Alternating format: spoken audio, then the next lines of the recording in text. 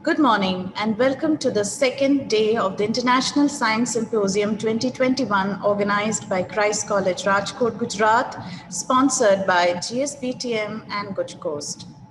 After the inaugural session yesterday, highlighted by the keynote address of Professor Gunnar Hansen, University of Gothenburg, Sweden, today we shall commence the symposium with a session on a very relevant topic, COVID-19.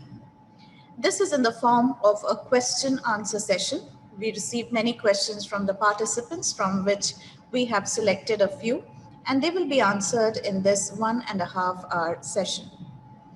It is my pleasure to introduce the expert for this session, the Nobel laureate, Professor Peter Doherty. It's a great privilege to us to have a person of his eminence and stature with us today. Professor Peter Doherty shared the 1996 Nobel Medicine Prize with Swiss colleague Rolf Zilkernagel for their discoveries about transplantation and killer T-cell mediated immunity, an understanding that is currently translating into new cancer treatments. Professor Peter Doherty was the Australian of the Year in 1997. He was also awarded the Paul Ehrlich Prize from Germany, the Gairdner International Award from Canada, and the Lasker Award for Basic Science from USA.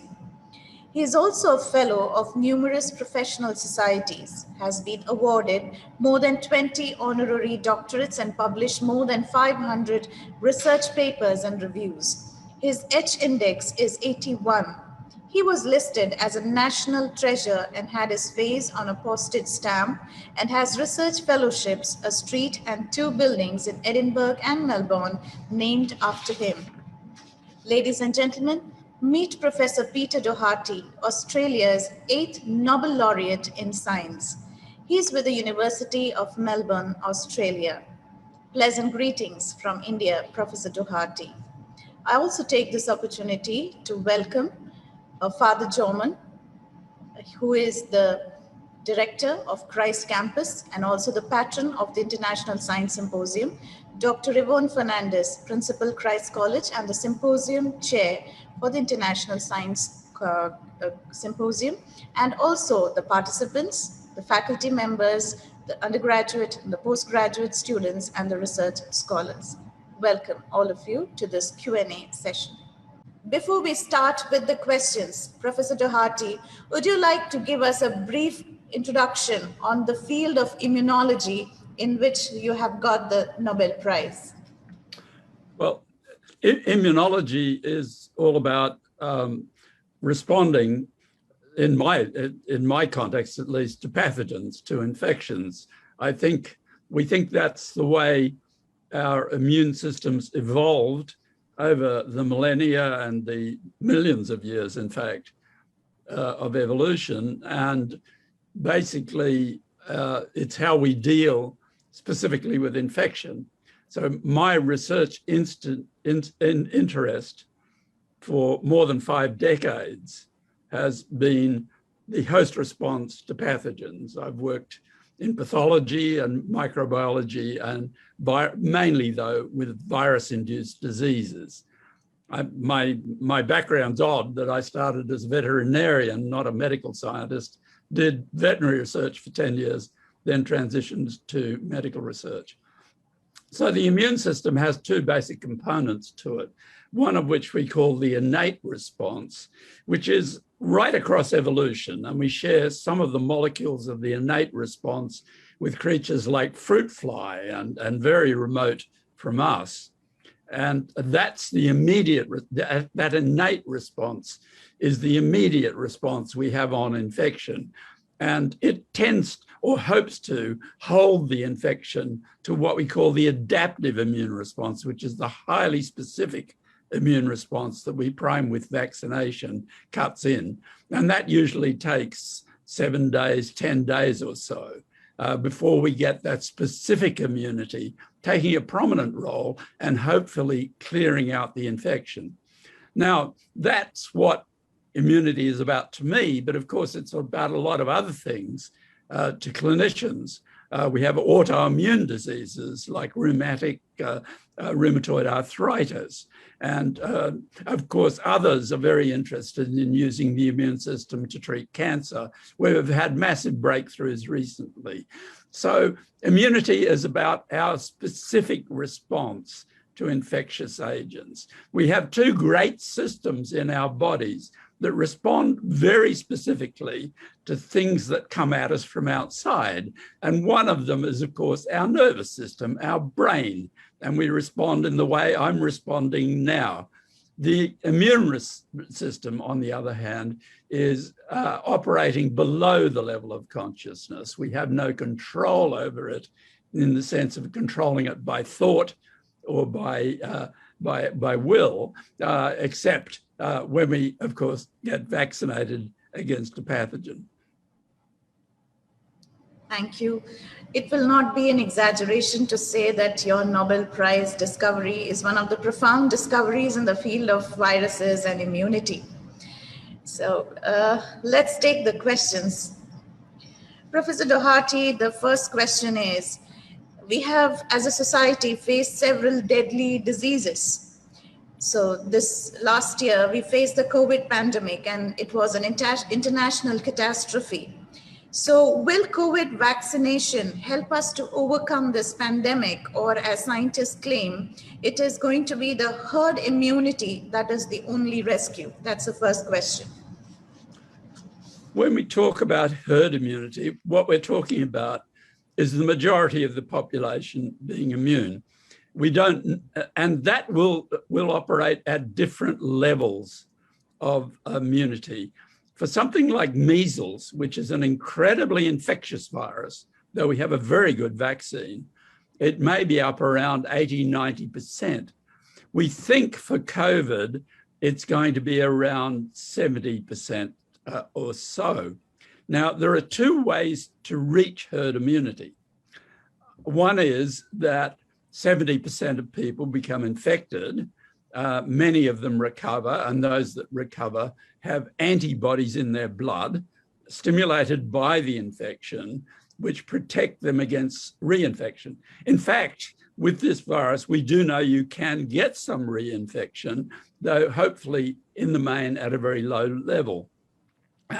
But the other way of reaching herd immunity is to get 70% of the people vaccinated against the infection so that they're making antibodies. So this is a much less painful way in the sense that we don't have large numbers of deaths and we don't have a lot of other health consequences, because there are many long-term health consequences of COVID-19 that we're only now really beginning to understand in a very limited way. There's still a lot of work to do. So herd immunity is what we're aiming for.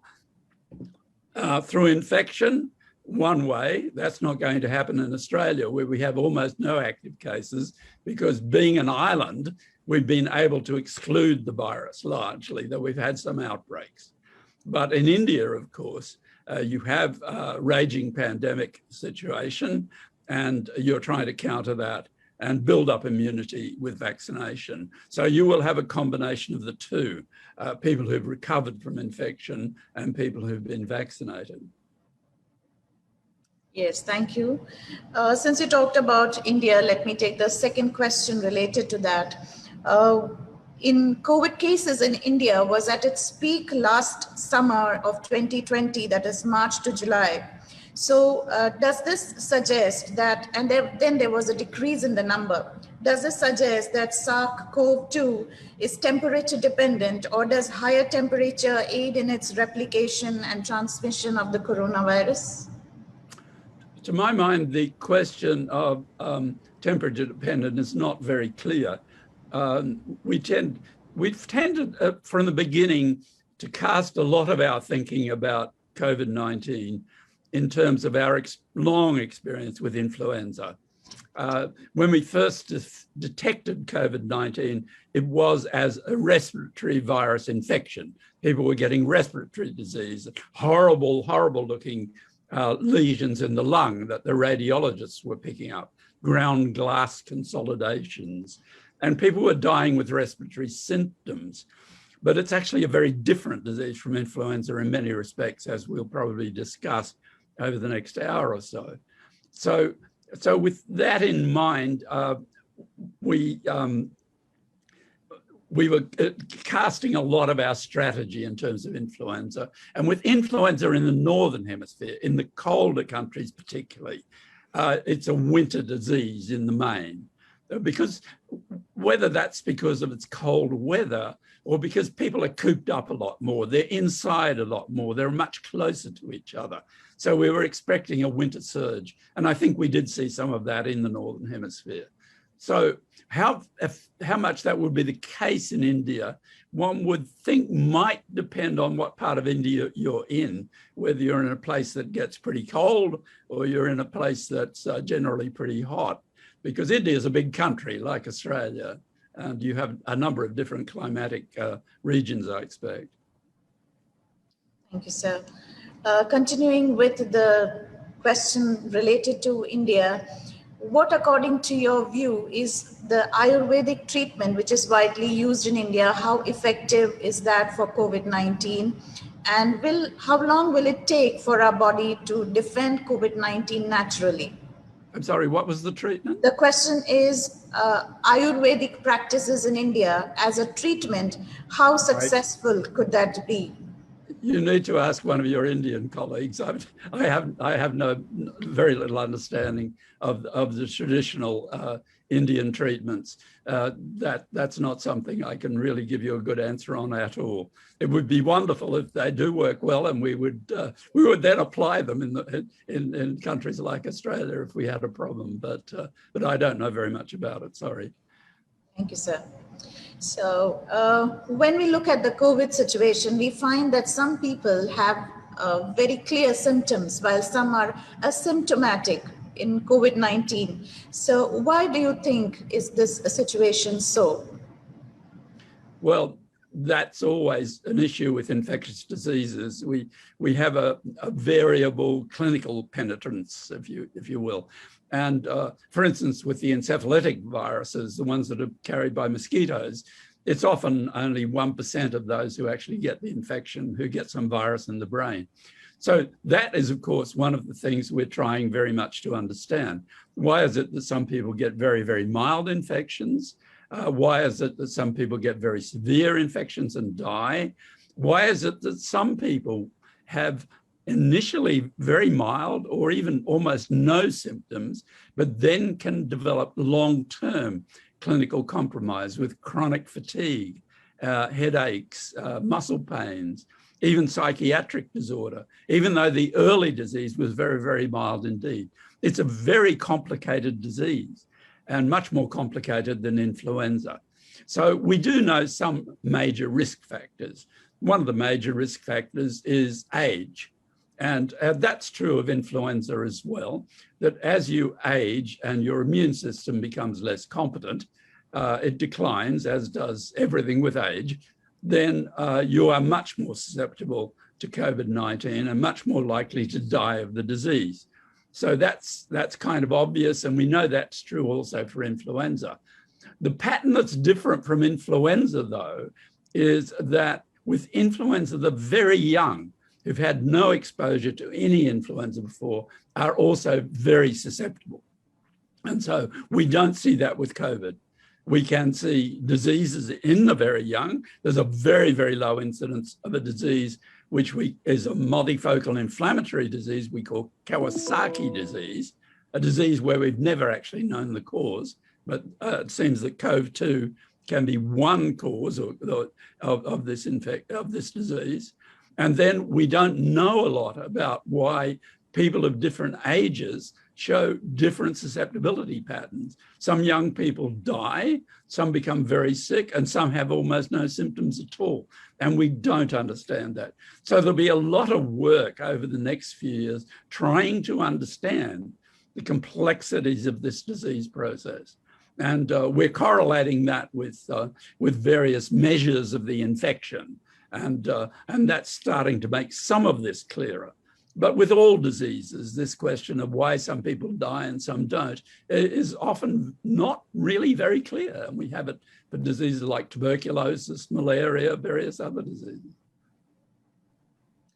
Yes, so the Doherty Institute is entirely devoted to the study of infection and immunity. Will the study of coronavirus phylogeny be helpful to identify any future outbursts or how to deal with the repetitive mutable forms of corona in the long run?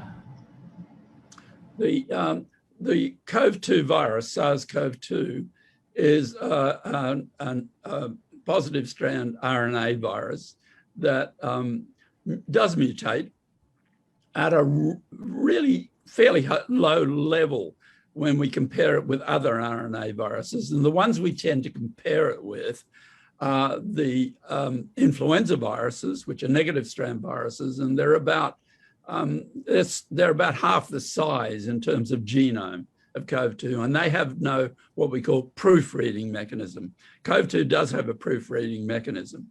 So we are seeing some mutants emerge, but compared with the rate that mutants emerge in influenza, that's a very low rate.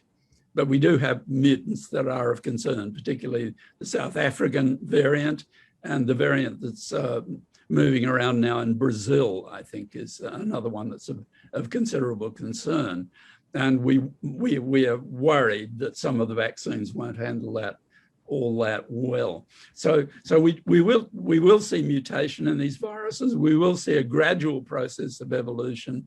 So far, that hasn't been driven by what drives the selection of influenza viruses, which is widespread immunity to them, because in very few countries do we have enough people who are as yet immune due to infection or vaccination to really drive immune selection. So what we're seeing is the emergence of mutants that grow a bit better and transmit a bit better. So that kind of fits very much with the general understanding of evolution of infectious processes. So since coronaviruses are retroviruses, are they susceptible to mutation at a much higher rate? And how many types of COVID virus strains have been identified so far, and are they very different from each other? COVID isn't, it's not a retrovirus, it's a coronavirus.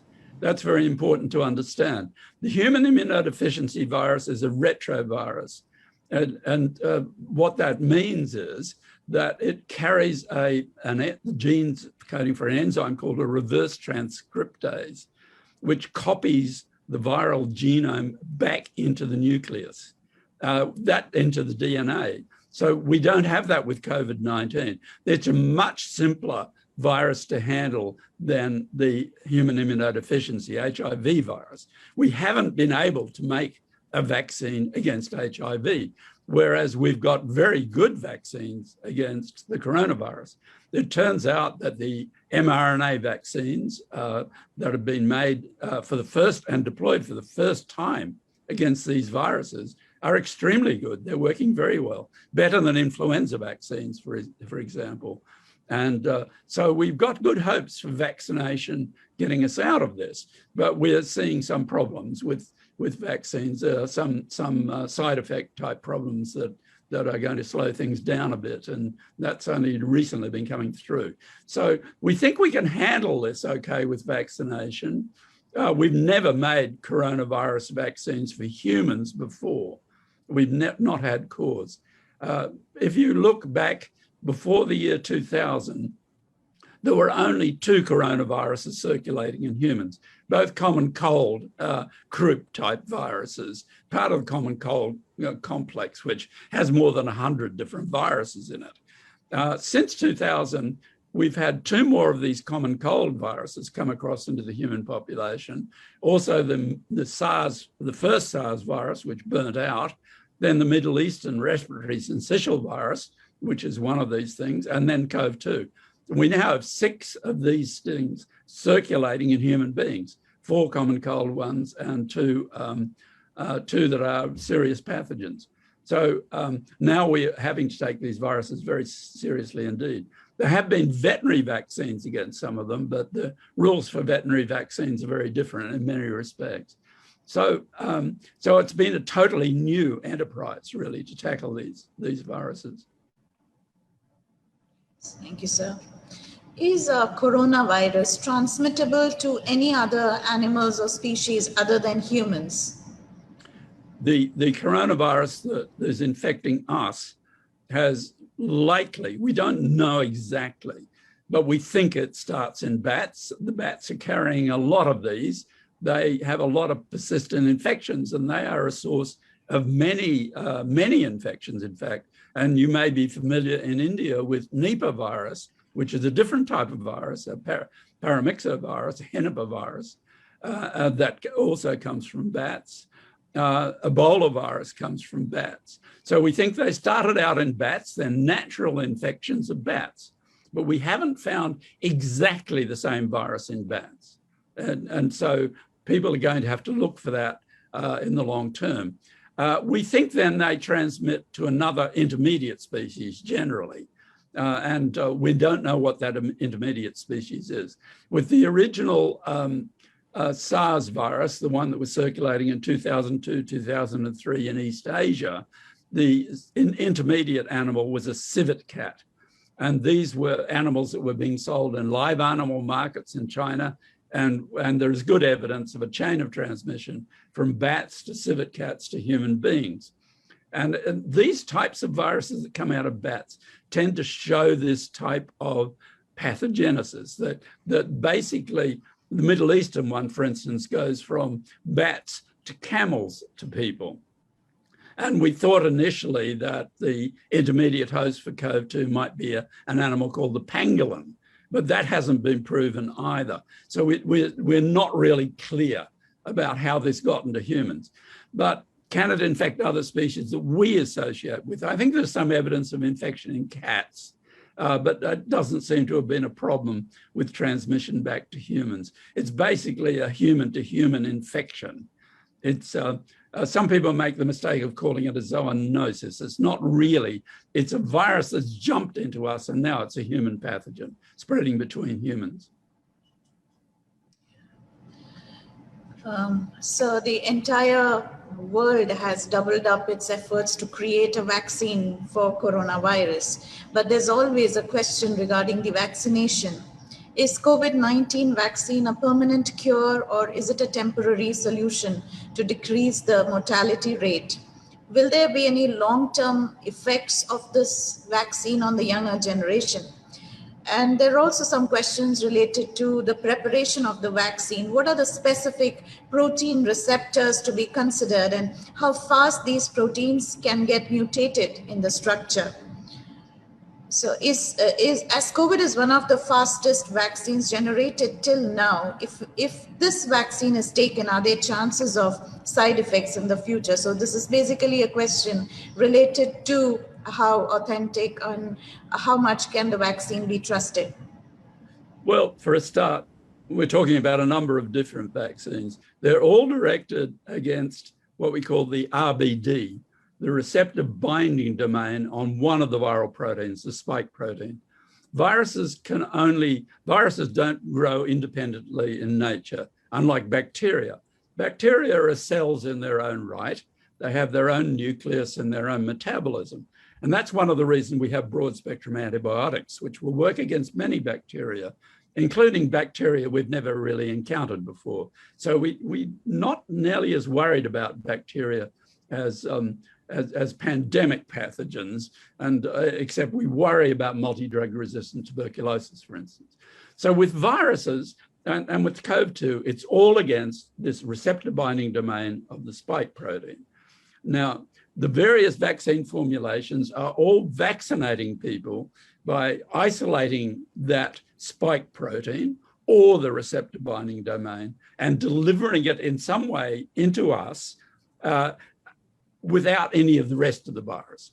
So we're not at danger of being infected by any of these vaccines, but we are hopefully making an immune response. Now, the vaccines are very varied in character. One of the earliest vaccines out, a Chinese vaccine, I think you may also have an Indian vaccine, is a classical vaccine of the type we've used for a very long time. That is, you grow the virus up. In this case, you would grow it up in cell cultures. You then kill the virus with some form of toxic chemical. You clean it up a bit, and then you inject it into people as the vaccine. And so that's what we call a kill vaccine. So that has all the virus bits in it, but none of them are alive in any sense. They can't replicate, make new proteins or anything else. But the vaccines that have been quite dramatically effective are actually giving either protein itself or basically so far, they're giving the nucleic acids of the protein.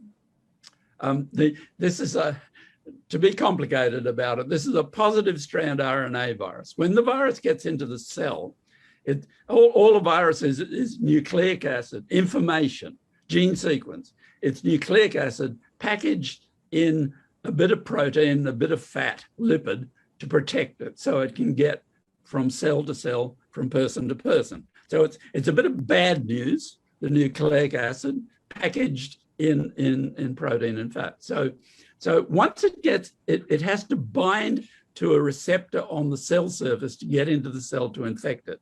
Now, this virus binds via that receptor binding domain on the spike protein. This is the corona on the surface of the virus. The electron microscopists call them coronavirus because it seems to have a crown on it. And that's the spike protein complex that's actually binding to a molecule on our cells called ACE2 that's involved in the blood pressure system and so forth. And it's a very widely distributed molecule. So binds to that, gets into the cell, the nucleic acid escapes from the protein coat and the lipid, it just sheds that. And then that positive strand RNA makes a negative strand, which is basically the complementary copy, if you like. It acts as a template to make that. And that negative strand then makes more positive strand RNA to put into new virus particles because the infected cell is a factory making new virus. And it also makes what we call an mRNA, messenger RNA, which is in various bits that make the proteins for the new virus. So the virus has come in, uncoated its nucleic acid in the cytoplasm. It's made the copy mechanism, and then it's made the mRNA that's needed to make the proteins and new RNA for the new virus particles. And that factory cell will then export more virus particles, infect more cells in our body, and if we cough and splutter it up, infect other people.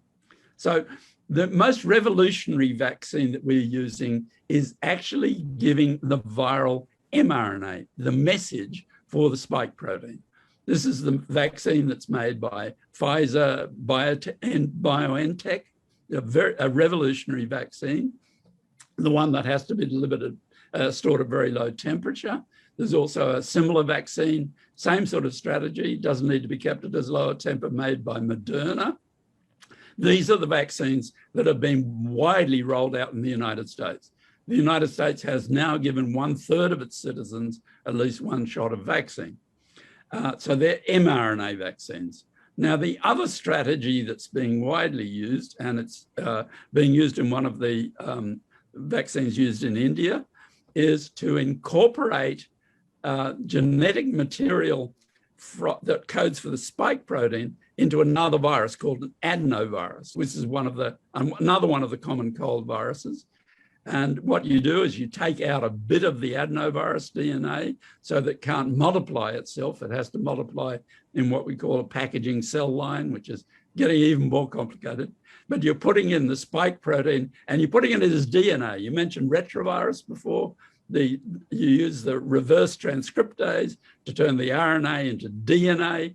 That goes when that adenovirus carrying this bit of spike, and this is the AstraZeneca vaccine, or the Sputnik vaccine that we're talking about in Russia, or the Johnson & Johnson vaccine. They're all adenovirus vectored vaccines that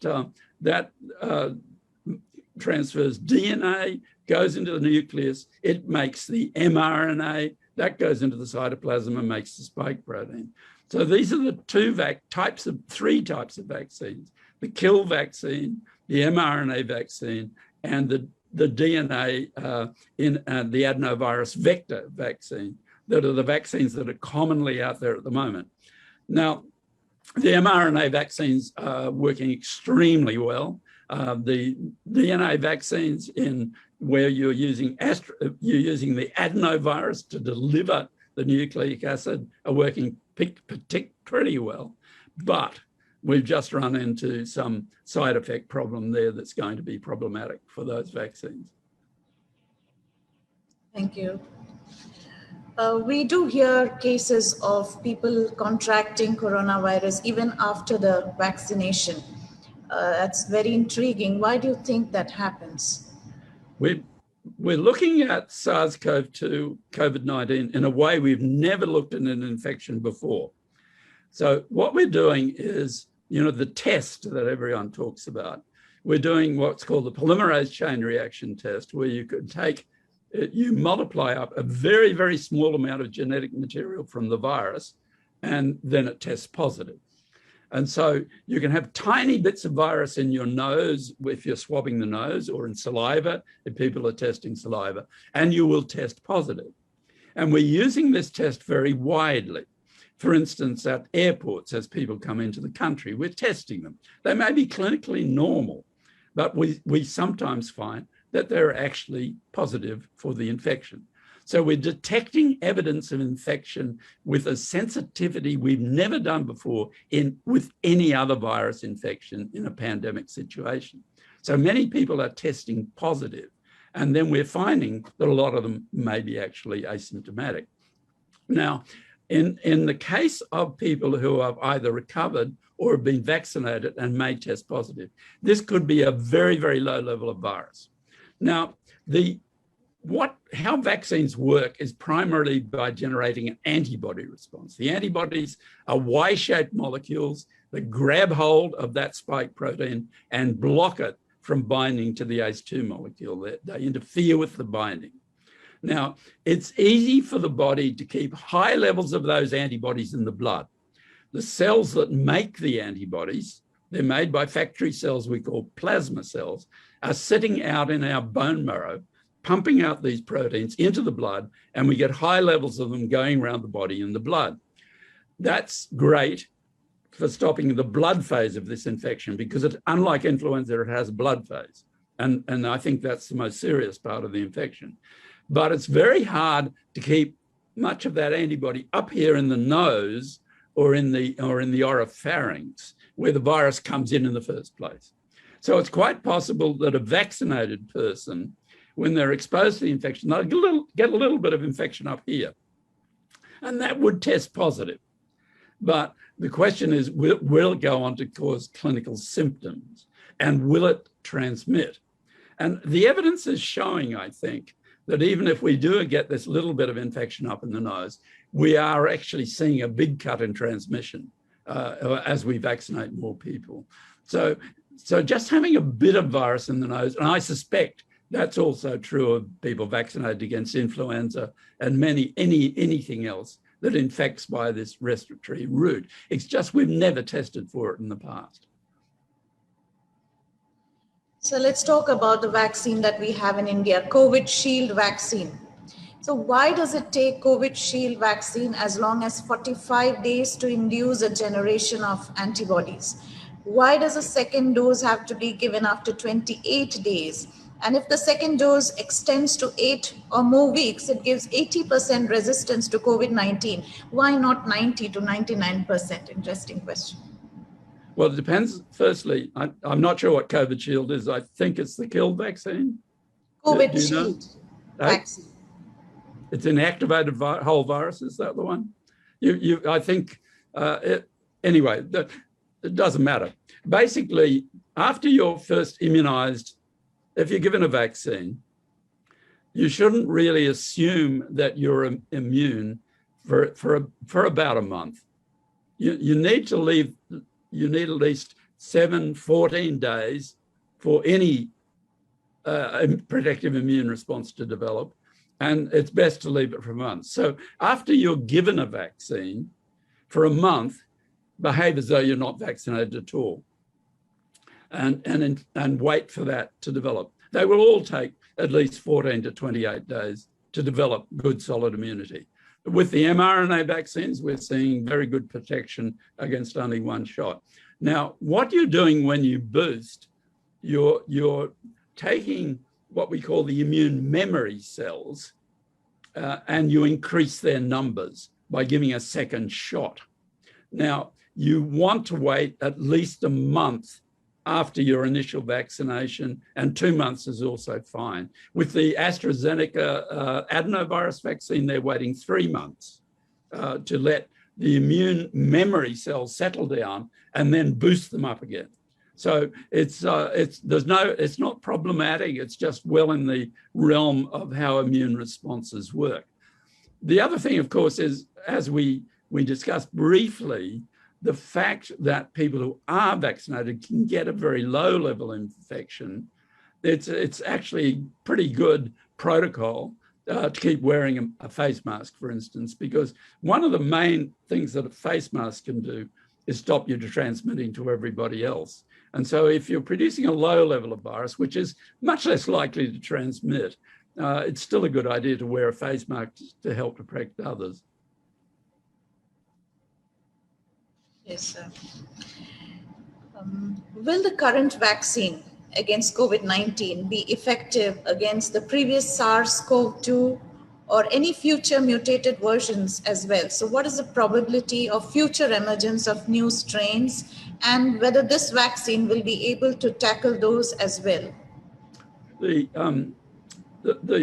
vaccines at the moment that are out there, as far as I'm aware, are all against what we call the Wuhan strain. This is the original CoV-2.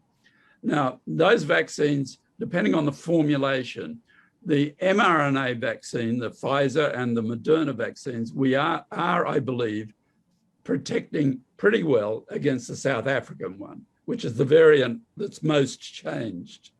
But of course, that can change further, and it may get to a stage where they're not protecting against that. So what the vaccine manufacturers are already doing is making new vaccines that have the South African spike receptor binding domain in them. Now, my understanding of that is those vaccines are still, for people who've not been infected and haven't had a vaccine before, are still quite good at protecting against the original Wuhan strain. But of course, as the virus continues to change, we may get to a stage, which we get to all the time with influenza, where we get a genuine escape mutant. That is one that isn't handled by the vaccines that have been given to people. So we have to be prepared for the fact that, as with influenza, we may need to revaccinate people with variant strains, whether you'll have to do it as we do with influenza on a yearly basis, or whether that would be a much more chronic thing, or whether even the virus will persist. We're not even sure of that. So, the issue is, of course, we're just learning about this infection because it's very recent. It's only 16 months we've been living with it. We've lived with influenza for a very long time, but only for a very short time with this. The original SARS virus just burnt out. It wasn't as infectious as this one, so it would be wonderful if that happened, but I don't think we have any high expectation of will. So a person who has already recovered from COVID, is it advisable that the person should also be vaccinated? Does the body not develop the immunity system that is required for recovery?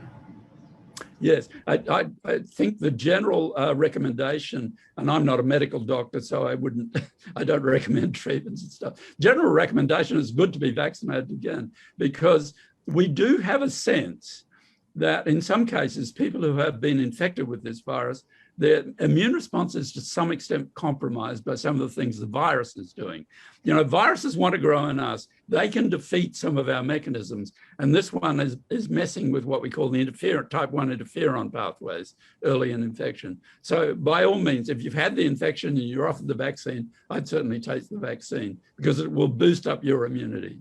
And there is good evidence that people who have had the infection and then been vaccinated do get a terrific boosted immunity.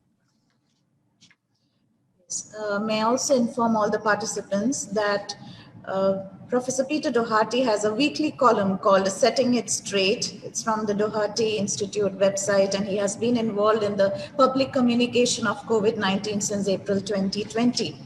There is a lot of fear, sir, regarding this disease and even the impact of quarantine, self-isolation on the well-being, on mental health. So will we ever come back to a normalcy, a global level of normalcy? You've always advocated lockdown, and as hard science goes, we might have a lockdown, but then eventually it affects the societal and the economic conditions as well. So what would be the new global normalcy in such conditions? Well, so far as lockdowns are concerned, I mean, I haven't actually been really an advocate or not an advocate, because I haven't really had any role in the public health response. But where our public health people in Australia have come out and said, where they make a policy statement, because our politicians have been listening to our public health people, I always support the public health people, because I'm quite often on television, or have been quite often on television or radio. So when the public health people are advocating a strategy, I always support that strategy. Now, the question of whether lockdowns are the best way to go, I think from the Australian point of view, probably they have, because we've kept the virus. I think we've had about 1,000 deaths in total. Now, of course, we only have 25 million people. When you compare it with the population of India, that's not so many people. But we have kept it at a very low incidence, and lockdown has actually been part of that. The psychological effect of lockdowns and so forth, that's outside my expertise totally.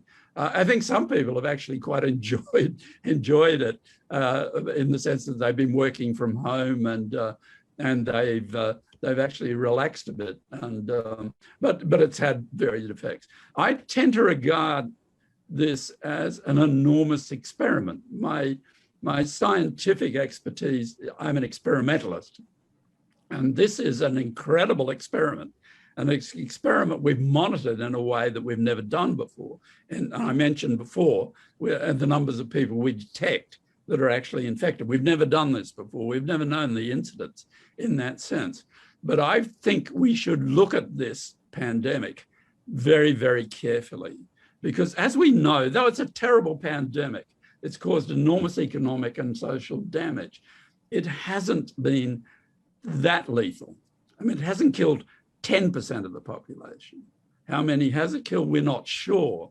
It's certainly less than 1% of the people it infects, maybe more like 0.3%. I don't know. Those numbers aren't really very clear, because the reason is in different countries, our capacity to get a specific diagnosis differs. Some people are testing everybody, some don't have the resources to do that. So this pandemic, though problematic, I think we should learn from it in every possible sense. I think the sociologists need to look at it, the economists need to look at it. And we have a number of different experiments across the country of how people handled, how governments handled it. Did they lock down? Did they not lock down? Classically, Sweden didn't lock down, and other countries did.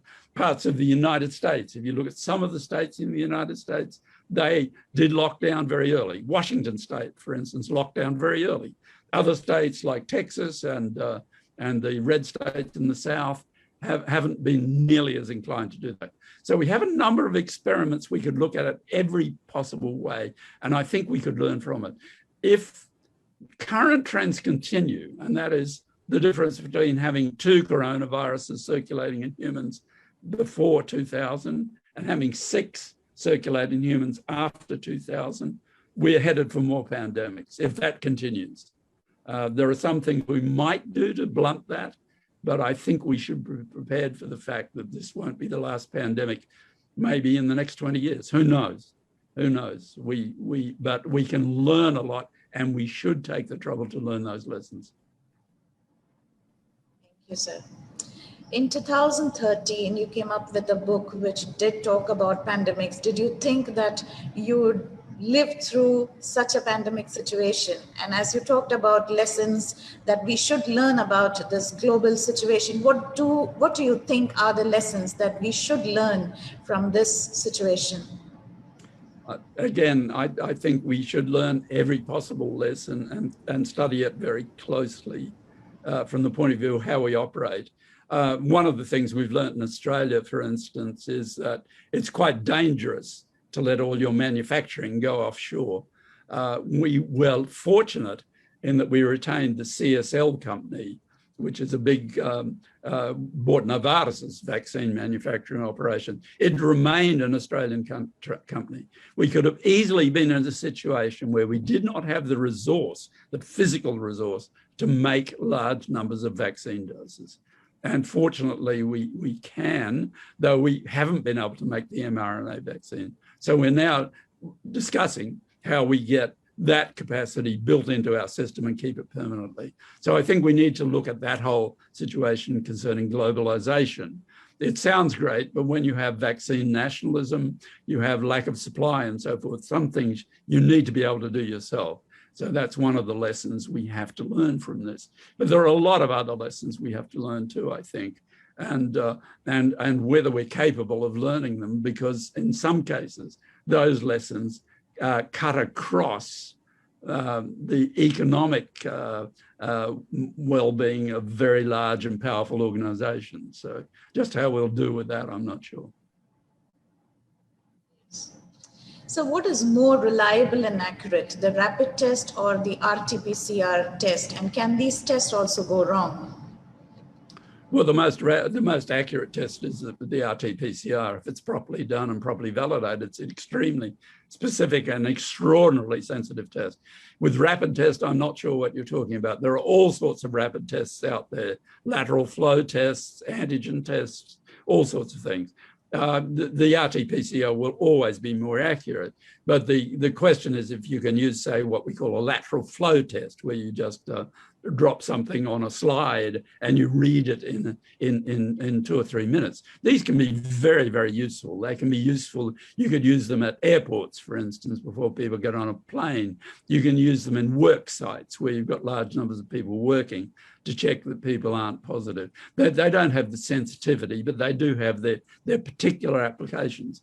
The only issue is that we spent a lot of time, our institute is a laboratory, basically. We're laboratory scientists in the main, though we do also have the clinical doctors who work at the hospital across the street as part of our faculty. But we've spent a lot of time evaluating these rapid tests. Some of them, particularly the early ones, were totally useless. So it depends which ones you're using, whether they've been properly validated by a responsible authority. And in our case, that's been our regulatory authority, the Therapeutic Goods Administration, which is the same authority that would register a vaccine or a drug. So you need that level of scrutiny of these tests. I think some of them are really not very good tests at all. So there has been a huge psychological effect of COVID-19 on human society, leading from depression, fear, uncertainty regarding the future. How can the government, the society, learn to handle this kind of a psychological pressure, considering that all areas of life have been affected? So what could be the modus operandi to deal with situations like this in the future? When you come to talking about psychiatry, you're way beyond my competence. And I think it's very important when you have situations like a pandemic, it's very important for all the people that people look to keep a consistent and calm voice, while at the same time saying, this is what we need to do. And as I was brought up in the Christian tradition, I would say we need everyone singing from the same hymn book. And basically, that's what worked, particularly with HIV early on.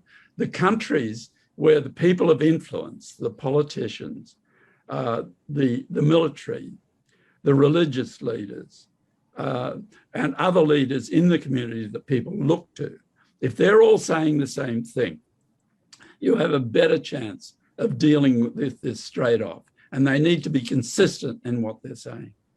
And that helps a very great deal. So what we're saying is we need all these people to act responsibly.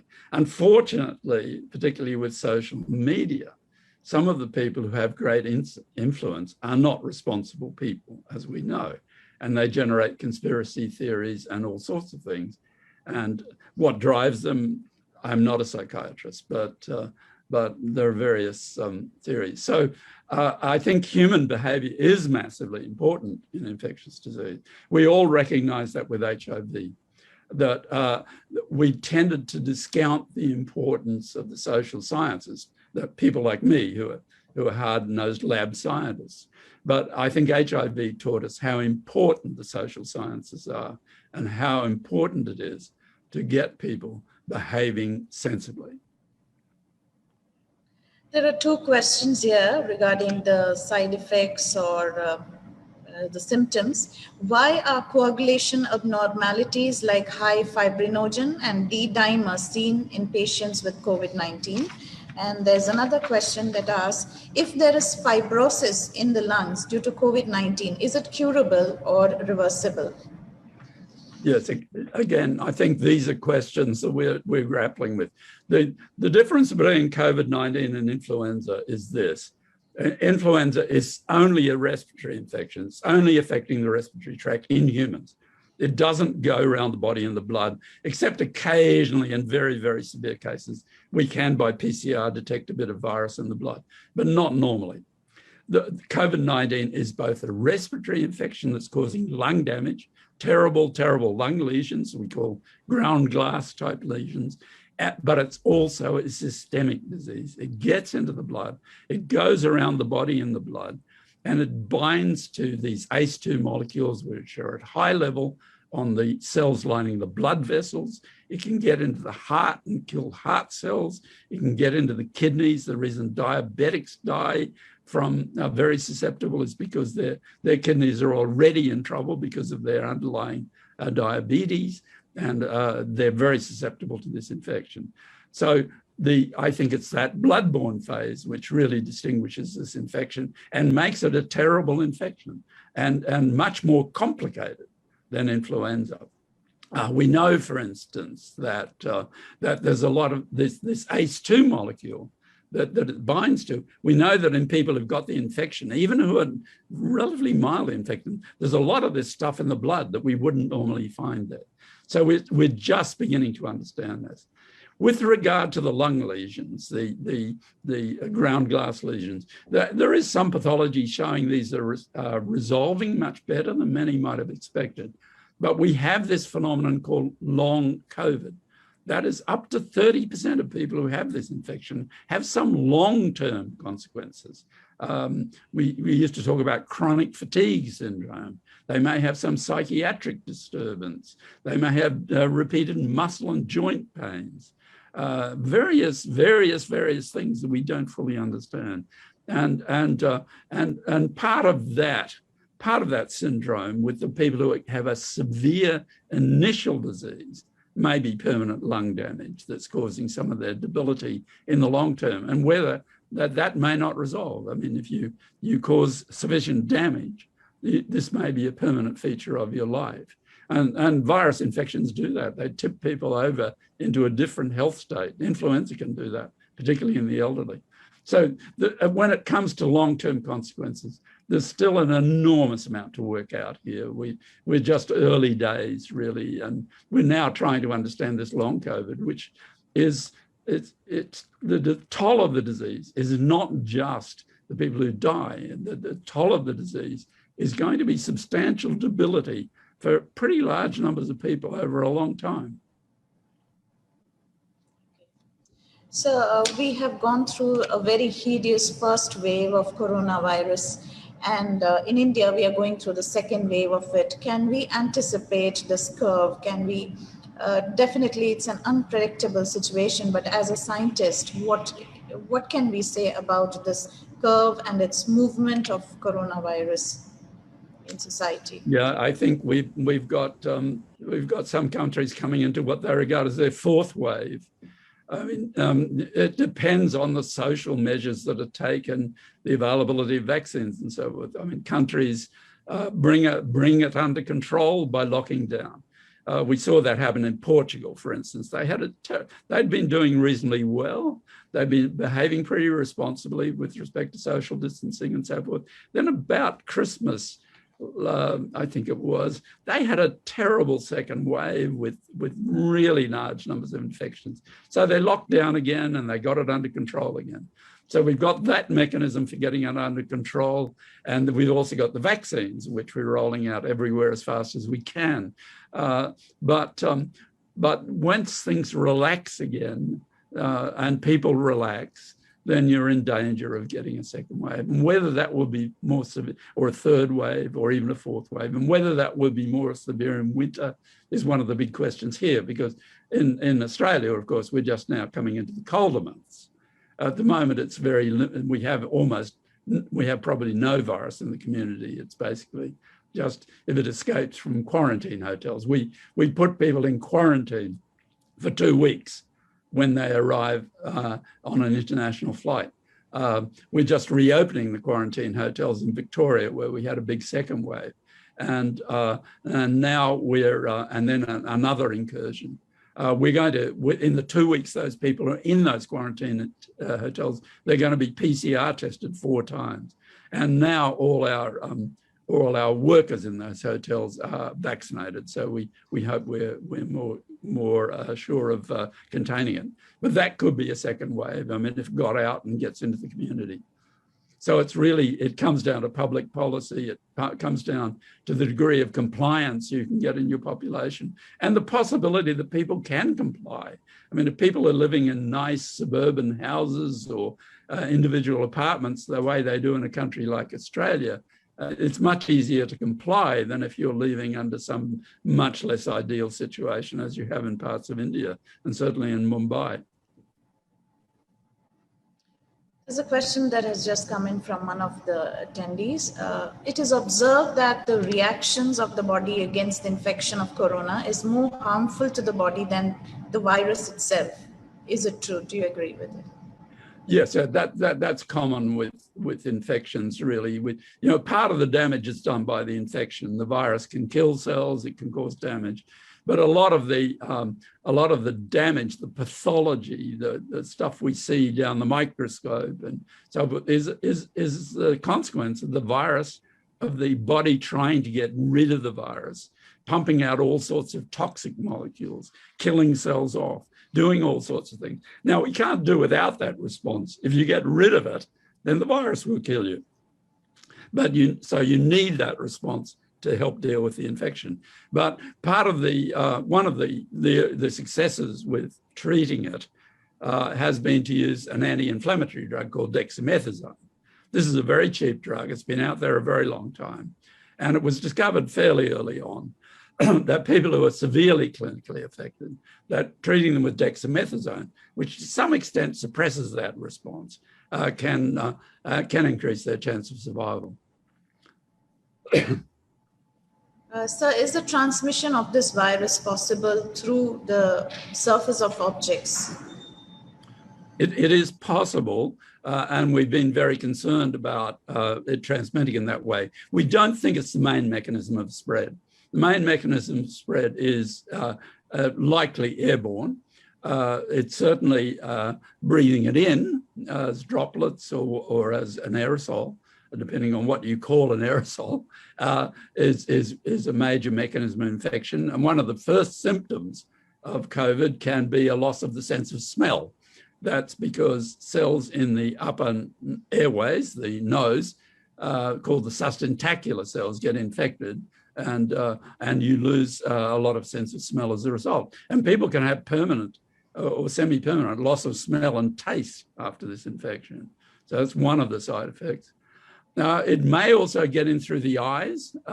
It was found early on in the Wuhan that spectacle wearers were less likely to get infected. So that's why, of course, the doctors have been wearing these face shields and so forth in the hospitals.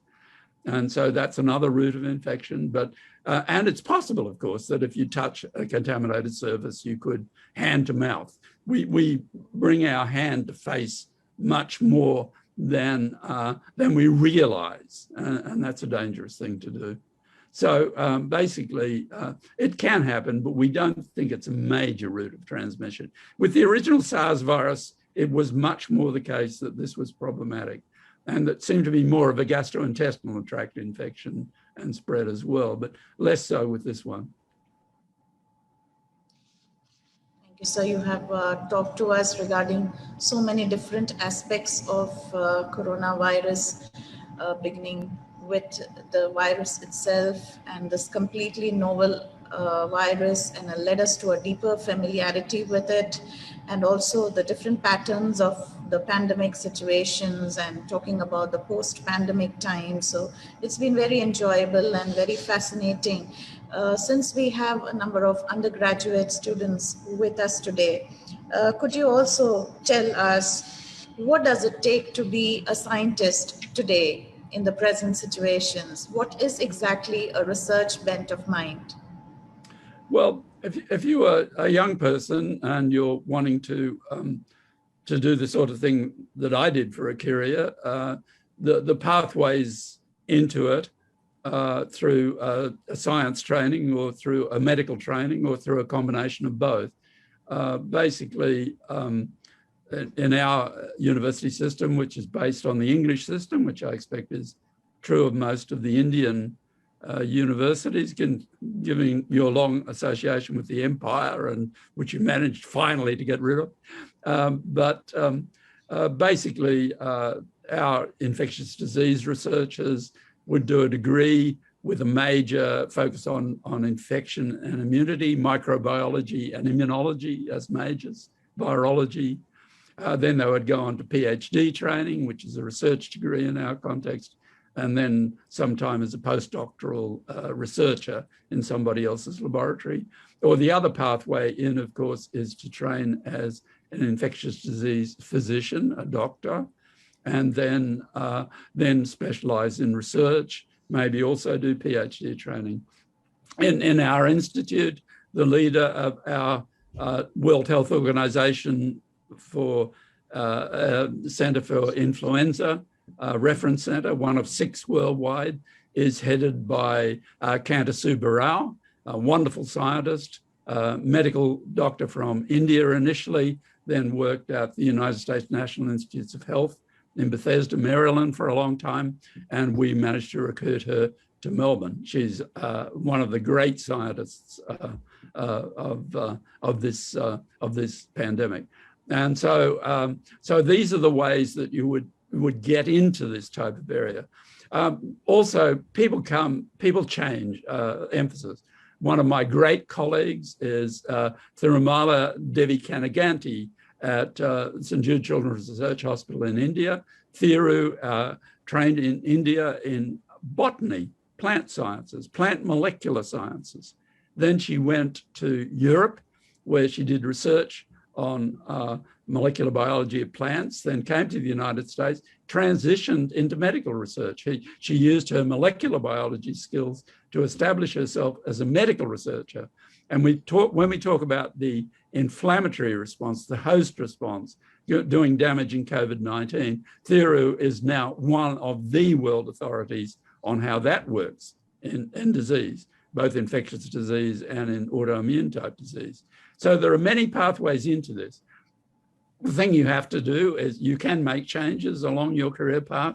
The thing you have to do, though, of course, is be known for something, and at some point in your career, perhaps after your PhD, perhaps after your postdoctoral fellowship, focus on one particular area where you become known and develop a reputation and get established in the field. So the scientific career, difficult one. It's not an easy path. The medical doctors always have the job of being a doctor to fall back on. The scientists don't necessarily have that fallback. But there are also jobs in industry, and there are also, we need people with scientific training in policy positions. We need them in politics. We need them in all sorts of roles. And so science training can be used in different ways. A platform like the Science Symposium is an opportunity for the students to interact with great mind like yours. So what is the route to the journey to the Nobel Prize, and does the what would be your tips to the students, the participants who are present here today, and does the Nobel Prize change things? Yes, I wrote a book with a somewhat facetious title. The first book I've written 6 books and published them so far, and there's another couple due to come out. But the first book was called The Beginner's Guide to Winning the Nobel Prize. The title was somewhat facetious. Part of it is advice to a young scientist. There are also other books on advice to a young scientist by Sir Peter Medawar, for instance, much earlier, and much earlier than that by the Spanish scientist Ramon y Cajal, the neuroscientist, wrote a wonderful book on advice to young scientists. Basically, though, we have a lot of wonderful scientists. We have wonderful scientists in every country, India, China, the Western countries, all the rest. We have great scientists, but the Nobel Prizes are for things that actually are game-changing. So one of the things about winning a Nobel Prize, and this is true of the Nobel Prize I share with my colleague Rolf Zinckernagel, is you make a big discovery. So basically the advice is make a big discovery. But that's ridiculous advice because you can't decide to make a discovery, because if you could decide to discover something, everyone would discover it. So there's a chance, random chance. So you need to be well trained. You need to be in an institution where you can carry your ideas and the science forward. You need to have a funding model that allows that. And the American funding model of grant funding has been particularly powerful in allowing scientists to emerge as independent scientists. So we made a big discovery, and we're able to carry that forward. But you have to also, if you're going to do science for a career, you're going to do it at the cutting edge of science, where you're confronting novelty and you're trying to understand things that aren't understood. You have to also be prepared for the fact you're going to fail a lot, that a lot of things won't work nearly as well as you wanted, or they may not work at all. So anyone who goes into science needs to be fairly psychologically robust. You need to be prepared for the fact that you're not going to succeed all the time, that you're going to go, in my case, with a very, very long career. I've gone in and out of fashion in science. At the moment, I'm in fashion, but it'll be my last gasp because I'm now 80 years old. I'm not going to be driving science in the long term. So basically, it can be a great career, but you have to decide as a young person, you have to decide, is that the sort of career you want? Are you that sort of person? Are you the sort of person who asks questions all the time? It doesn't take anything for granted. Now, I know in my Indian colleagues, that's a very common characteristic of the Indian personality. Indians ask questions, they don't take anything for granted, and they challenge. And that's why I think we have a number of really terrific Indian scientists. And I have a number of some of them among my acquaintance. Rafi Ahmed, Thiru Devikarnaganti, Kanta Subbarao, a whole host of people who have come from your culture and your educational system to be very prominent in global science. The last question for the day is, what is the future of scientific studies, scientific research, and what are those areas which our students should be keenly pursuing in the coming years?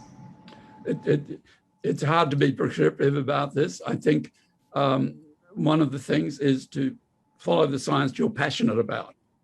Now, I know people who've had great careers because they're passionate about brine shrimp, or they're passionate about seaweed, or they're passionate about something that most of us would totally ignore. Now, you can become the dominant figure in that area. Now, all those things, seaweed, for instance, enormously important as we confront climate change and so forth. That's one area. So basically, if you find something you do, you can get a job doing it and you're passionate about it, that's the science you should do, because that's really driving you and driving you forward. We're going to have infectious disease with us forever. There's no way people were saying back in the 1960s, the era of infectious disease is over.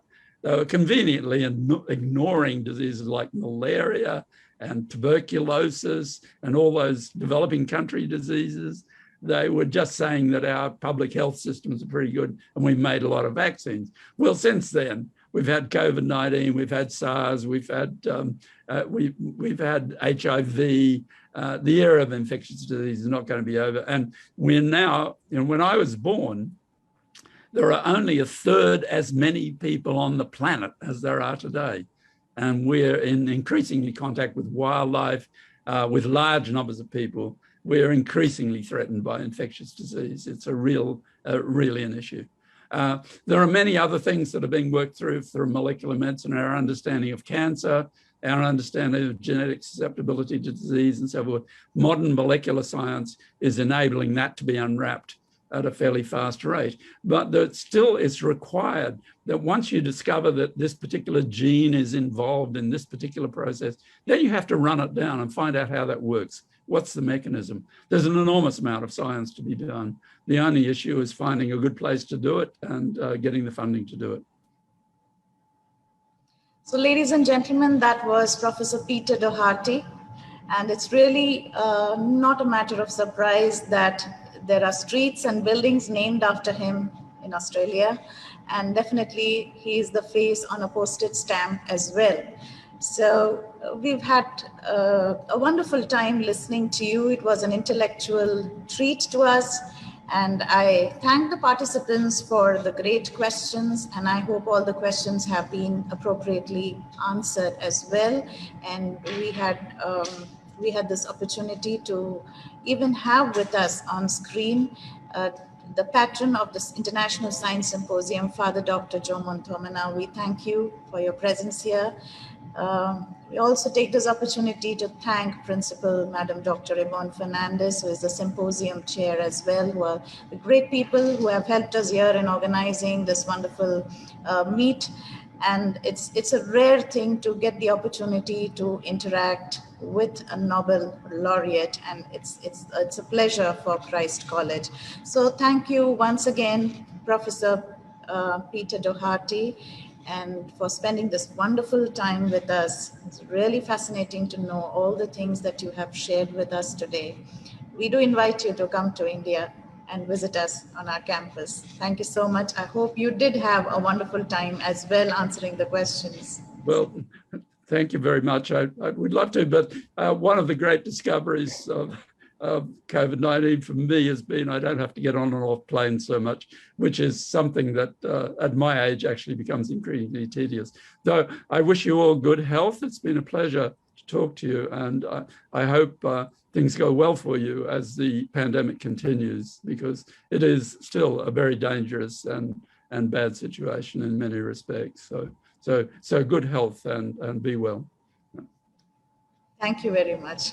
Bye.